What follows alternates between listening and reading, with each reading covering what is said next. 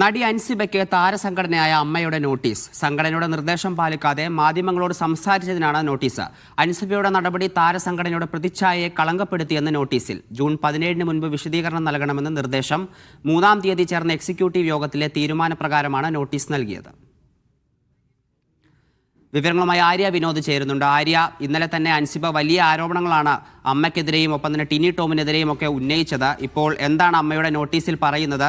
എന്താണ് അവരുടെ എക്സിക്യൂട്ടീവ് യോഗത്തിൽ എടുത്ത തീരുമാനം? തീർച്ചയായിട്ടും ഹരി, തുടർച്ചയായിട്ട് അമ്മയ്ക്കെതിരെയും അതുപോലെ തന്നെ അവിടെ സംഘടനയിലുള്ളവർക്കെതിരെയും അൻസിബ തുടർച്ചയായ ആരോപണങ്ങൾ ഉന്നയിക്കുന്നുണ്ട്. അതിനിടയിലാണ് ഇപ്പോൾ അമ്മയെ അപകീർത്തിപ്പെടുത്തിയെന്നും പൊതുമാധ്യമത്തിന് അപകീർത്തിപ്പെടുത്തിയതിനാണ് ഇപ്പോൾ കാരണം കാണിക്കൽ നോട്ടീസ് നൽകിയിരിക്കുന്നത്.